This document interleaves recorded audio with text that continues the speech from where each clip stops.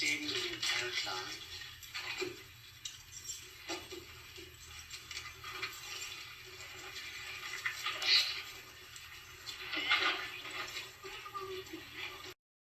Although I hope we never end up in a water world, this is a great example of how important paper is to people. Prior to the invention of paper, materials to write on were made from the papyrus plant by the ancient Egyptians, Greeks, and Romans. Unfortunately, since papyrus prefers marshy conditions and does not grow worldwide naturally, it was not a viable source for such materials on a global scale. Other objects used as writing surfaces included stone, clay, bamboo, bone, and silk, each with their own pitfalls, either being too time-consuming or costly to produce, or otherwise being difficult to transport or store. People struggled with finding a suitable surface on which to record things until shortly after the 2nd century. In 105 AD, Kai Lun was named the inventor of paper by Emperor Ho-Ti during the Han Dynasty when he combined water-soaked tree bark, hemp, old rags, and fish nets to create paper. Although this sounds nothing like modern paper, this is technically the first recorded occurrence of paper as we know it today. Since its invention, paper has been used for many unique purposes throughout history. For instance, did you know that Japan launched bombs attached to paper airframe balloons to the United States during World War II? Out of an estimated 9,000 launched balloons, 284 were recorded as being found or seen.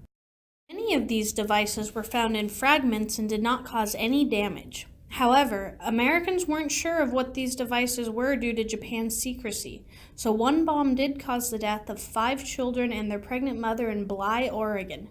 This is said to be the only enemy-inflicted casualties to occur on U.S. soil during World War II. Another unique example of paper use is the Stedman family's paper house, which other than the roof is constructed entirely out of newspapers, including the furniture. This 2-bedroom home in Rockport, Massachusetts was constructed from 1922 to 1942, using approximately 100,000 newspapers. One of the most unique and infamous uses of paper is creating counterfeit items such as money, artwork, and historical documents, kind of like Nicolas Cage uses in National Treasure. I'm going to steal the Declaration of Independence.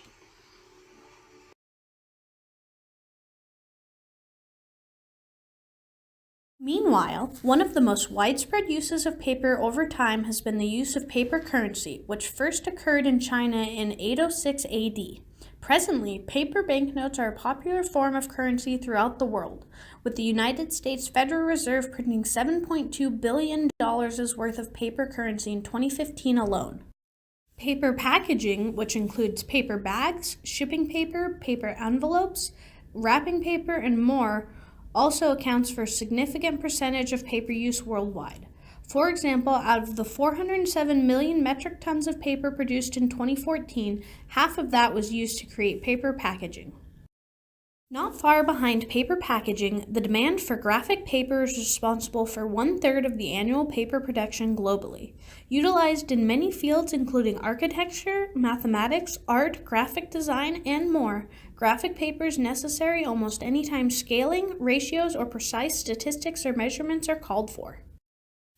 Although toilet paper is something that many people take for granted, it is also one of the most widespread uses of paper today. Prior to its invention, some of the common things used to clean up after doing the do included water, pottery shards, sticks and stones, community sponges, and dried corn cobs. I imagine people rejoiced when toilet paper, then known as American toilet paper, was invented in 1857 by Joseph Gaiety.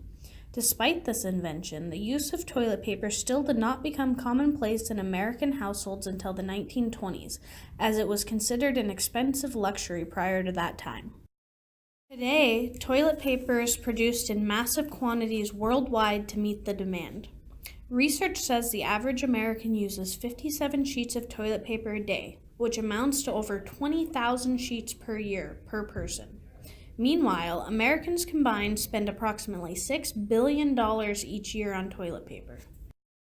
The areas of art and creativity would also not be the same without paper. So many forms of art and creative outlets necessitate the use of paper that I won't try to name them all here. Just know that many of the great artistic works that we admire today, such as the works of Shakespeare or the art of Picasso, undoubtedly could not have occurred without the availability of paper. Paper has also helped immortalize important moments in history, or was a necessity for them to be able to occur at all.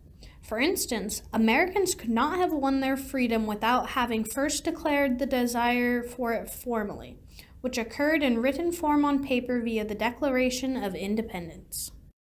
Some people throughout history have also used paper as a medium to voice their ideas when they may not typically have been given that opportunity. This is seen in MLK's letters from Birmingham jail, as well as the words found in Anne Frank's diary, both of which have had a lasting impact on both history and humankind. Paper is also vital to education, as research shows that print materials are generally preferred by students and are also processed more effectively than digital materials. While students cite a connection to printed materials and a less distracted environment for their preference to print, it is also shown that they absorb material more readily when it's offered in print rather than digitally. To try to wrap your head around the sheer mass of paper that is produced yearly, consider that in 2014, over 407 million metric tons of paper were produced globally. As a comparison, this is equivalent to 2,250,000 blue whales, which are the largest living creatures in the world. Although the digital age we live in today likes to lead people to believe paper is a dying commodity, a quick look at the world around us and the research that surrounds this industry brings the truth to light. Paper is so ingrained within human nature that to try to rid the world of it would be next to impossible, not to mention inherently negative to society.